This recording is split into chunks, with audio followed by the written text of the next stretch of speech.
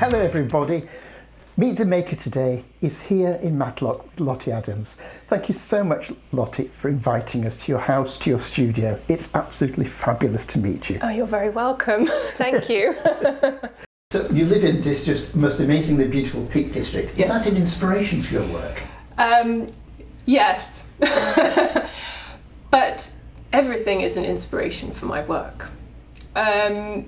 If you have a neurodiverse mind, you would probably agree with the statement that it can be an exhausting place to live inside a neurodiverse brain. And I am definitely within that bracket of constantly, every view that I look at, every scene that I see, I'm constantly, is that a painting? Is that a print? How would I make that work in a piece of art? Is it possible? Is it worth doing? Is it worthy of a lino print or an oil painting? And it's just constant. It's these constant questions that are being asked in my mind. And so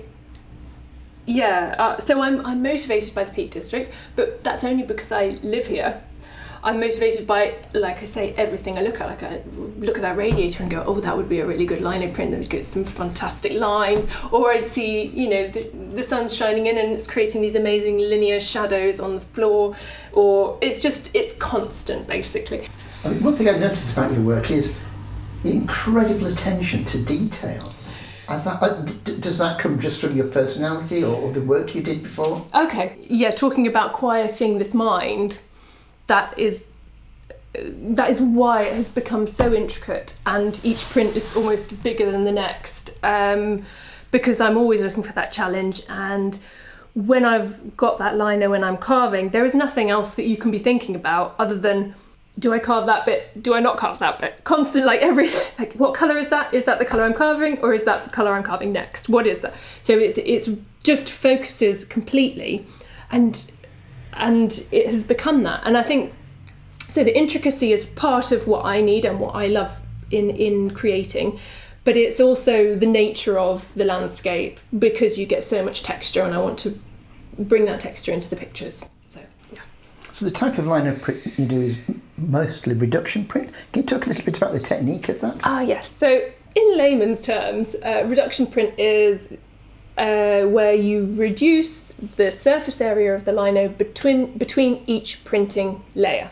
Okay, sounds really simple, but there's a whole lot more to it, but that's the idea. So when you get to the end of your print, and you've printed however many colours that you have done, you can't repeat the process, because your block of lino is almost completely carved up.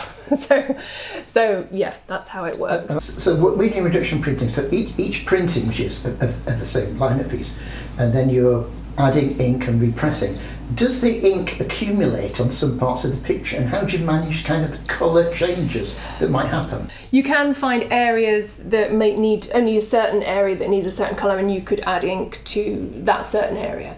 But I tend to just go for the whole thing, because otherwise I'll find that I've forgotten a spot that should have been that colour and I forgot to do it.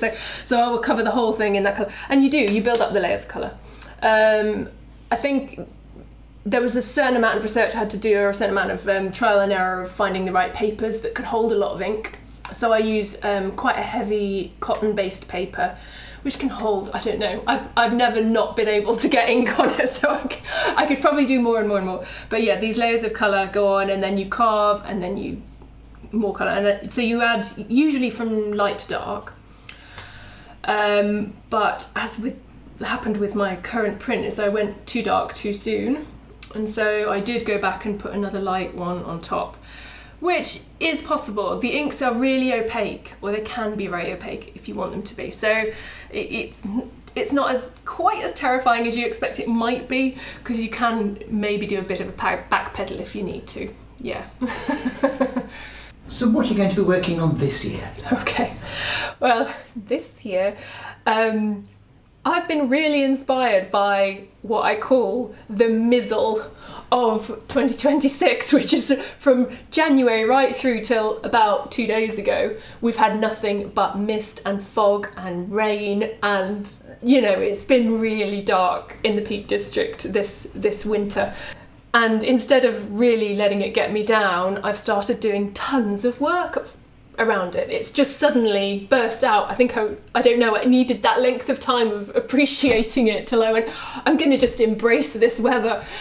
So this lino print is, and this lino print falls under the same category. It's not really as foggy as some of the work that I've got here, but it's a walk that I do along Cromford Canal with my dog fairly regularly, usually once a week, and it's the same time every week in the morning. And it's funny, when you do a walk at the same time, you see the seasons changing and you see where the sun is at that point in the day, at that moment. And this walk I did, I think this was about December time, and it was just, the sun was just peeking over the brow of the hill, and it had been frosty and we'd had a dusting of snow, and the sun was just coming and it was golden light and it was shining on the canal, and it was shining the canal gold, and then it was just gorgeous, and these little ducks were silhouetted, and I was just, so I took some pictures, and I was like, I think that's my next print. Yeah, so it's messed with my head a little bit, but I'm trying to create the feeling that sun is kind of dripping down the hillside here, and it's burning out the branches. So some of these branches that would potentially be covering the sun aren't there, because the way the sun is so powerful, and you lose the branches completely. So yes, I've kind of taken all of this away, and none of this is going to be black when I print my final colour, but there will be other areas which will, and that'll give us more definition of, and hopefully make the sun pop even more when we come to it. So this is a work in progress? Yeah, I have. You've come at the right time, because I've got the one more print to do, and we'll be doing a bit of that. Because I can't wait to see the finish. So this is the lino block that I've used to create my print of the canal there, and it's on its last legs. This is the final print colour that will be going onto it, which is black. I don't always use black for my final print colour, but for this landscape it needs that contrast because it's quite a dark picture. So yeah, you can't really get so much about the detail. Well, you can see the detail that's left, but you don't really see the agony that's gone on with trying to figure out what is what colour and where is it supposed to be, and that sort of thing. I discussed a little bit about how I've cleared out this area of any branches because I want it to feel like the sun is warming this area and moving on down. So yeah, we'll see how it turns out. So I'm just going to finish this section here for you. Alright, so I'm just taking out these last little details here, and I've got lots of vertical black, what will be black thin branches. They're not going to be hopefully too visible because actually they're printing on a really dark green, so it's hopefully just going to be a really nice subtle black texture. So do you draw and sketch out onto the lino the finished picture before you begin? Yes, to a degree. I'll it develops as you go. So obviously I will firstly draw on kind of the black, and I've drawn on the black, which is giving me the structure of the whole print. So this final section has kind of been drawn on with a black Sharpie from the start. And then from there I've worked backwards, and always remember I'm working backwards as well because it's a mirror image, and I've got my image here there to work with. So I'm working with that and with what I've got here, and I'm just figuring out as I go. Like I've already, before I've even started, I've made a colour palette. I do find is that they tend to move around a bit, and they did, so these kind of changed positions, and this is the actual colour of the ink that I used on the lino, and I added this one in. Earlier I said that I had to go do a back step because I'd gone too dark too soon, so I ended up putting this kind of minty green in, which is really just to be a frosty green, which hasn't come up as dark as thankfully it's not come up as bright as that, because I just wanted it to be a light frosty green, and I knew that if I put this on top of what is a really dark reddy brown, it's gonna kill the colour a bit, so I could afford to go more vibrant with the colour because I knew it was going to dampen down going on top of this dark. So it's not as turquoise as it looks there when you see the actual print.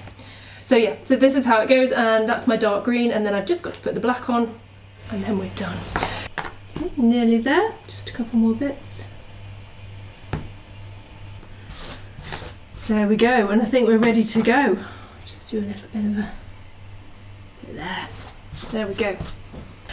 Okay, we are now in my stone shed where I keep my amazing printing press. Up until about 2 years ago, this was my printing press and this was my printing press. So a beautiful Baron from Thomas Pettit, yeah. Fantastic for spraying on the back of your print once you've inked. And then obviously I do a lot with that, and then just finishing off with my wooden spoon. It's got beautifully smooth back on it now from years of use. But a couple of years ago, a local artist was downsizing and moving down south, and they wanted rid of this printing press, and it's kind of what I'd been waiting for in my years of printing. I was like, I'm just going to wait for one to come up and then I'll do it, because then, you know, they're very expensive bits of equipment. And thank my lucky stars, the possibility came up and I jumped on it, and I was up there within hours going, yes, give it to me. So I'm in here, which is a bit of a damp, cold space. So I tend to do all my work in the house, and then I come out here just to print, and then I go back in again. Maybe in the future this will get a bit of love, but at the moment that's how it works. So, so let's have a look. I've got my ink on my tray, and I've got my fantastic roller, which I had to get a big roller. So this was, oh, I haven't got my little one. Again, this was what I had before when I was working with this, and this were my friends, and then I upgraded to that and this beauty. I really had to invest in this because working on a big print you need quite a lot of ink, and it was just taking forever to ink up a block the size of this with this, so I did invest in that. And this way we can get ink up the plate without too much going back and forth. So right now I'm just going to try and get the roller nicely covered in a thin layer. Okay. So I don't want it to be too crackly. You can get a noise off this that sounds like a chip pan frying, and if it's too crackly it's probably got too much ink on it. So that's pretty good. You can see it's a nice layer on there. Pop that in there. Now, because this is the last print, I've got to be really careful not to get ink on the sections that are carved, otherwise they could ruin what's going on there.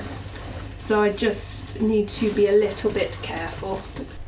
Right, let's go with that. What I'm going to do now, you can see this area here, particularly, I don't want to print that black. So I have two options. One of those options is to carve away what's got ink on it, which actually is pretty good. In some areas where I've had to do this 10 times because I'm on the, well, this is the 11th colour, it just ends up at the canvas, so I have to use tape. But at this point here, it's actually coming off quite well. There's still a bit of lino there to be removed. And it doesn't really seem to matter how much lino you take off. The roller always still seems to manage to get ink where you don't want it. Okay, let's use some tape as well. So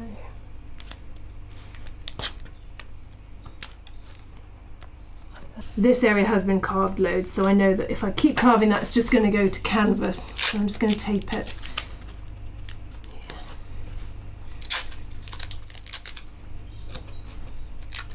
And where the water is here, I've got a bit. So this is why printing is actually quite time consuming. You know, you think it can be quite quick, but then if you're really trying to keep certain things neat and tidy, you have to be very careful. So I've got this cutting mat kind of all blocked up so that my lino sits in the same position every time. And I'm going to spin that round so that these are my pins and tabs going to go in first. So get that lined up, like so. And then here we go. These are my tabs and they're going to clip on so that it is going to register correctly, hopefully. It's not completely foolproof, but it's usually pretty good. So,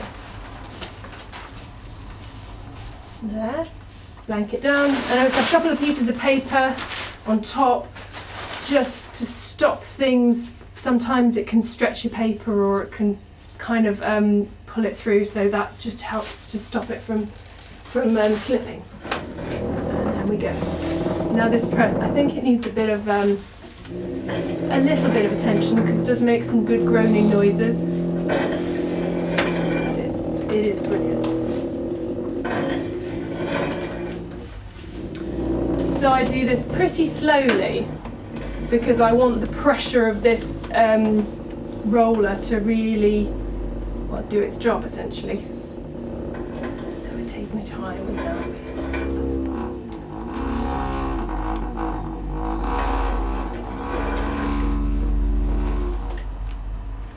And I just go in one direction. So I'll go one this way, take it out, and then the next one that goes in will go back that way.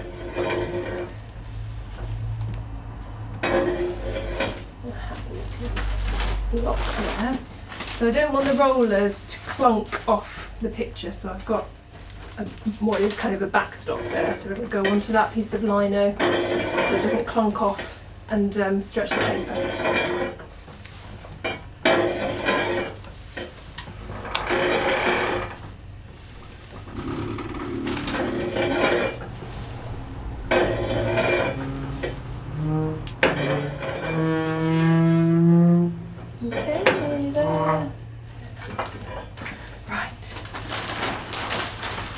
Let's see how this has come out. Oh, I'm still a little bit. There we go. Good. All right. I'll come this way.